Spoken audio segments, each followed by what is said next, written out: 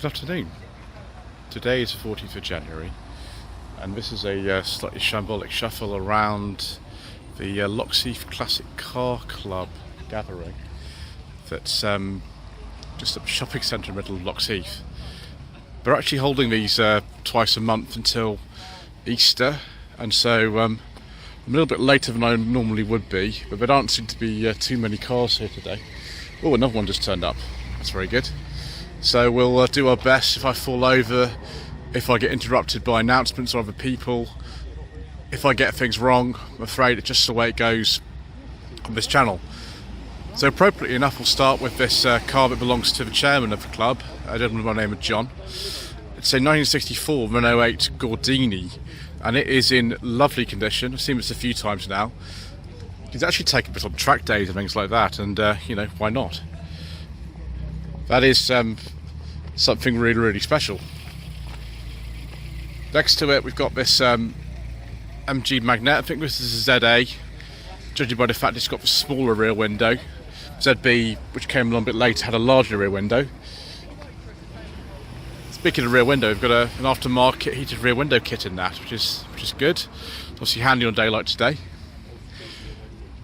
Ah yes, two-door Mark 1 and Mark 2 Escorts, value of which is probably increasing as I'm walking around.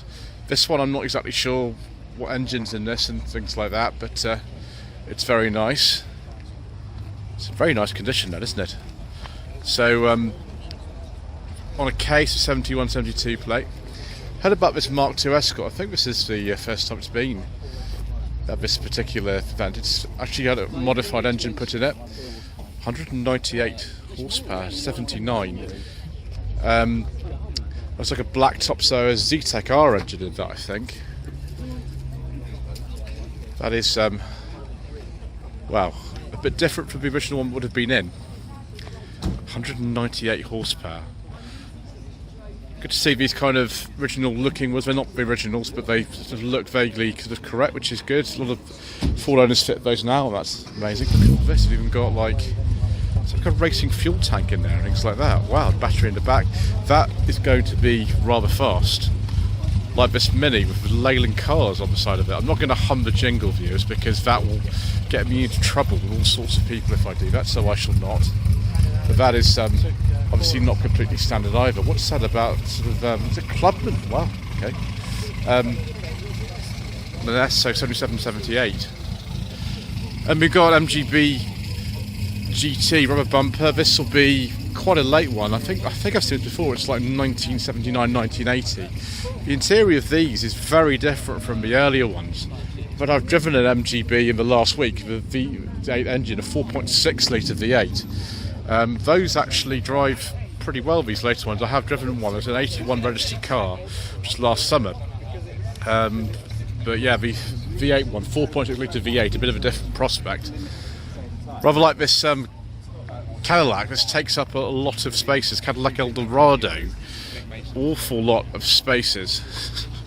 Not necessarily the most practical car in the history of the world, but I think that's about a 71, and you know, you can find one of those and you can look after it, then why not, I suppose. We'll go down here and have a look at this tractor, even though I don't know anything about tractors. Is that a Ferguson? Does that even have a number plate on it? It probably does. Well, a couple of MX-5s. You've got an NB one here, and Unos NA. I've driven a Unos. That was a long time ago. It was an automatic Unos. It was about 2021 I drove that. This is about the same era, about sort of 91, 92 on a J. This later NB, 99 to 2000. Actually got a interesting coloured hardtop on it. Ooh, I can't believe this, but I think this is the first car today with a beige leather interior. I do like a nice beige leather interior. It's also got wood in there. That's very good. Also very good is this 1964 Citroen DS19. This is actually a South African import, right-hand drive. I think that's on my list of cars to actually drive quite soon. The MGB I drove the other day is actually here as well. Hello, Jim.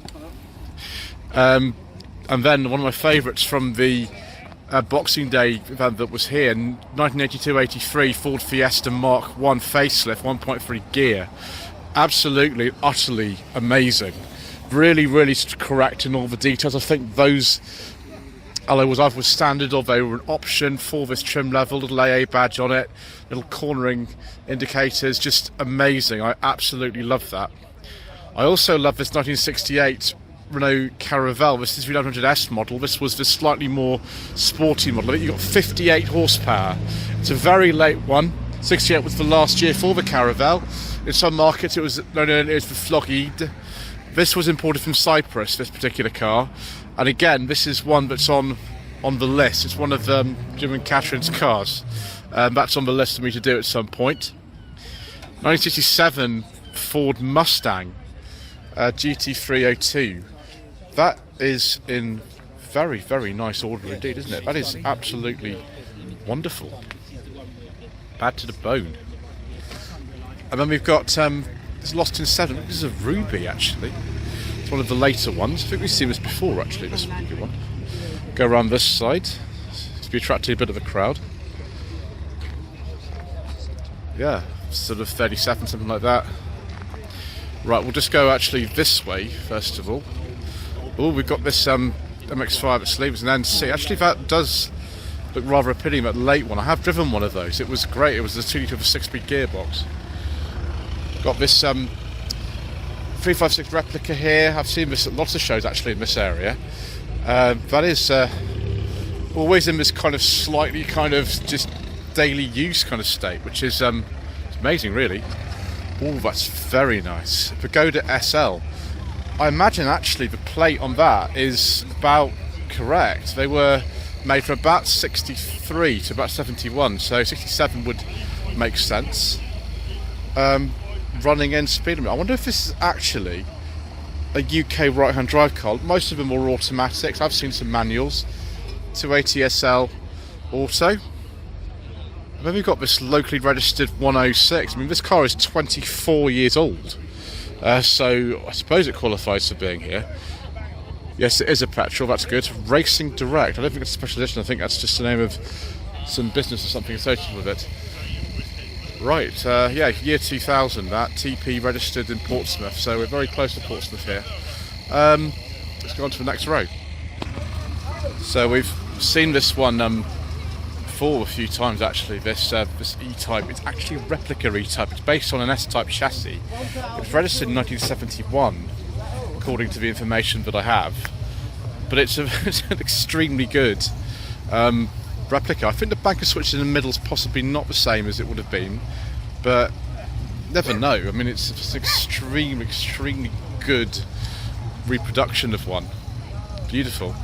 And then we've got this Wolseley. I don't know what sort of Wolseley this is actually. I've no idea. Looks sort of late 20s, early 30s to me. It's that handbrake, like right in the middle there, next to the gear lever. Yeah, there it is. Back in the days, the Wolseley did make some little sort of cars like the Hornet and things like that, the little sporting cars. But obviously the manufacturer we know from that era, I think most of all probably now, is MG. And these are a couple of post-war. I think that's a TC. And this is definitely a TD. Most certainly. Has that got a beige leather interior as well, viewers? Looks like it has. Yeah. TDs were made, I think it was 50 to 53 from memory. I think this is a TC. It could be wrong. It could be actually an even earlier one, but I'm not sure. Do we get more beige leather interior of this? Yes. Now this is a little bit more sort of along the lines of what I like. Jaguar 340, based on a Mark II, but this one is a bit later. It's got different bumpers and things, and they were just badges of 340. So this will be a 67 or 68. They were sort of, I don't know, just kept in production for reasons I'm not quite sure, particularly, to just make the range more confusing, because the range of Jaguar between 66 and 69 was incredibly confusing. Got a sort of lower Chevrolet pickup here. Look on the back and see if that's actually got a plate that will give me some idea of what year that is. It's not the thing I know much about. It's C20. I don't know, something like that. It's on a C, so 65. A lot of work done to that. Oh. Now viewers, I've been given permission to open the door of this car. 72 Jaguar E-Type Series 3 V12 2+2. This is something that's also on the list from a collection of Jim and Catherine. 5-speed Tremec gearbox in this. Beige leather. Oh, it smells good. And a nice wooden steering wheel as well. Yeah, that's on the list for filming. Very, very nice indeed. A really, really beautiful car. The good old E-Types. Yeah, I've driven a Series 1 of one of these. That was about 4 years ago, but that will be a bit different. The V12 engine. So TVR next. Griffith, I think, 1992, 1993. Very nice, dark blue with a cream leather interior and wood. Ooh, and some, I think it was a Vauxhall switches. Certainly Mark III Cavalier indicated wiper stalks. There'd be a load of cars of this era. And then I think a Ford Escort Estate rear lights, but a bit faster than the Ford Escort Estate. V8 in this, I think it's 4 litre V8. It's quite fast, viewers. And we've got this row of Mercedes-Benz CLK VAMG model. This is a 55.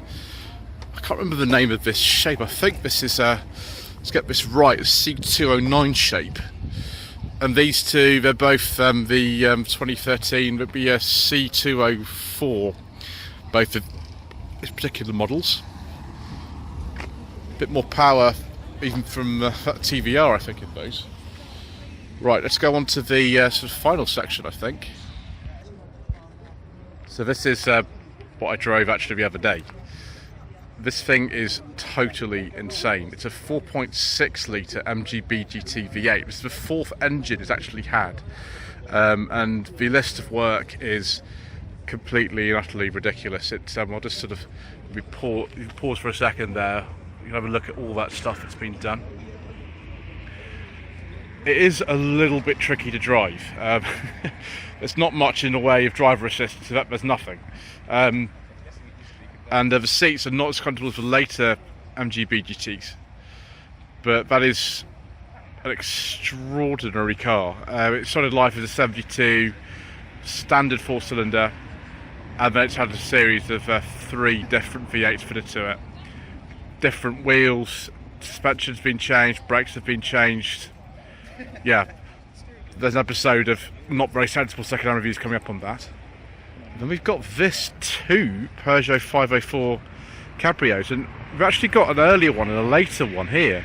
You can see actually the later one's quite different. You've got different tail lights, different wheels, different door handles. The steering wheel is completely different. Again, right-hand drive. I don't know whether this is one of the 70 or so cars that were converted from left-hand drive for our market or not. I'm not sure. But I know this one. This is the one I've, again, been offered to have a go in. We'll have a look inside and see the beige interior. Again, the seats are different as well. Lovely beige interior, lovely steering wheel, Pininfarina design, electric windows in this as well. It's got the injection engine. I think it's a 2-litre injection engine in the.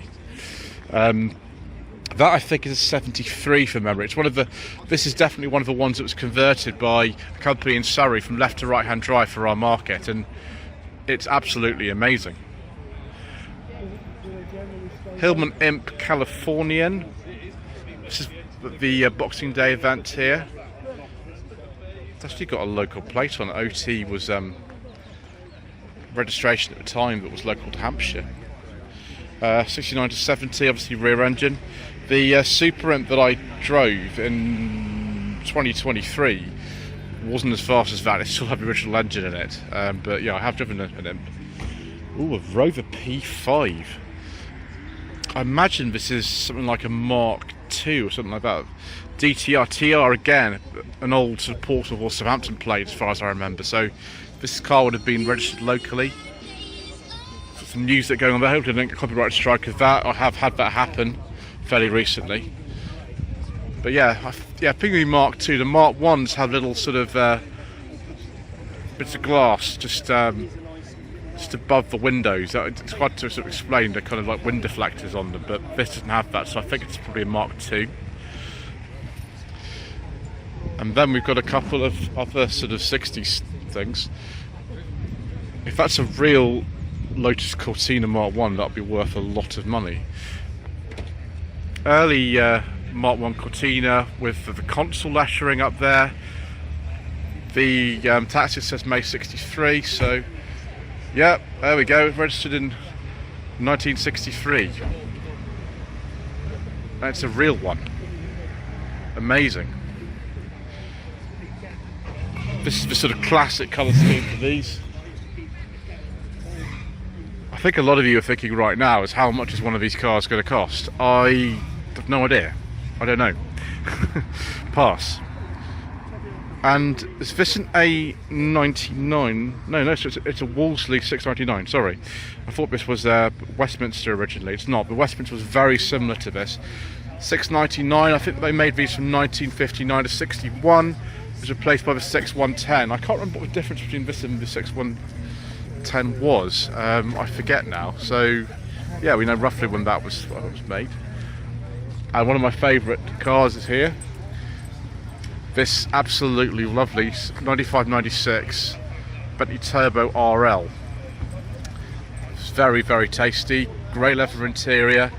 The RL was the long wheelbase version of the Turbo R in the mid-90s. That would be something that would be very, very nice for me to have a go in.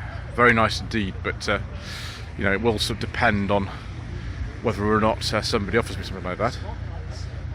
And then we've got this Bentley Mark 6 or R-Type Special. Very often these were constructed, I don't know, any time sort of from the 50s, 60s onwards. You take an old Mark 6 or R-Type Bentley and you put your own body on it and it make it look sort of like a 20s, 30s Bentley. You can put, I don't know, Rolls-Royce V8 or something like that in there. Sometimes people put Jaguar bits in them. This one's, so it's all custom, this. And we've got handbrake in the middle and a right-hand gear change. Wonderful. Ooh, then we've got something else very tasty here. Sunbeam Alpine Series 4, 1965. So if this has still got the original engine in it, I think it's sort of 1.6 at this stage. The Series 5 from 1725. That's rather nice. And then some minis. Mark 1 Mini Cooper 1964. Wow.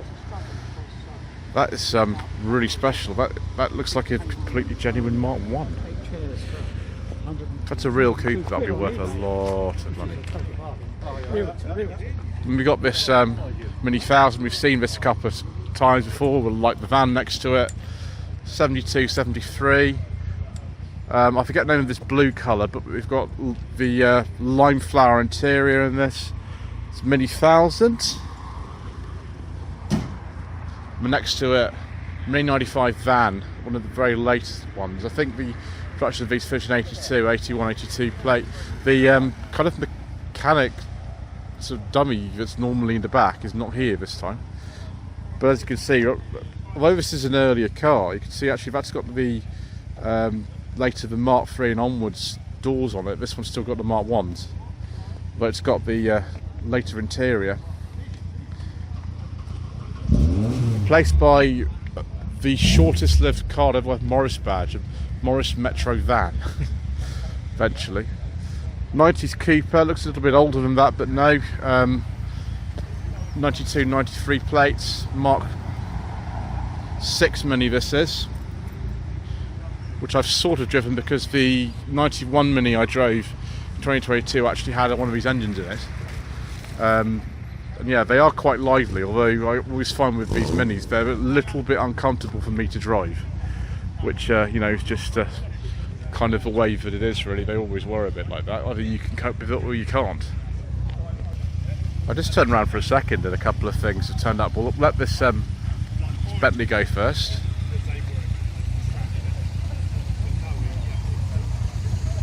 You don't have a door, you just hop on that thing and jump over the side. So it's lovely metro. Quite late actually for the metro. The Rover 100 came out, I think it was early 1995. So this will be 94 probably. Metro GTA 5-door. I think those wheels are off Rover 100 GTA, or I think there was a GTI version as well of that. But other than that, it looks pretty good. Doesn't matter if you put different wheels on it, of course. They're pretty much correct anyway. My gosh, it's just it's in really nice condition, that. And then we've got another E-Type here, Series 1 E-Type. Oh, it's also got the same engine panel. Maybe I'm wrong about that. Unless this is another replica one, but I think this is an original one. It's hard to tell, isn't it? Maybe that is a replica one. I don't know. And then Aston Martin Vantage S. I'm feeling this is from the early 2010s or something like that, but I can never remember the sort of models and years of early of these modern Aston Martins. I'm not very good on those. We've got a Stag, a sort of lightly modified as well, as you would have in those heavy 80s. Straight away, it's just see here for the same with the other side. Yeah, I think this is a Mark 1 due to the interior lights being on the T-bar. The Mark 2s have the interior lights actually, not on the side of the T-bar. The headlights is on the T-bar across itself on the underneath. This has got 2, so it's probably a Mark 1 manual. The one I drove last year was an automatic one. Actually, there were quite a few automatics made. There's about half of them really, which I always find a bit surprising for a car like this. But because they were aimed at the American market, they did actually want some comfort in their cars. Right, much smaller event than last time. Maybe it's because it's not a special day. It's not New Year's Eve or Boxing Day. So we have completed our little tour. We didn't fall over views. We did get things wrong, which is what happens all the time. But thank you ever so much indeed once again for watching. Please don't forget to subscribe to the channel, like this video in the comment below, and we shall see you again very soon for more incorrect information.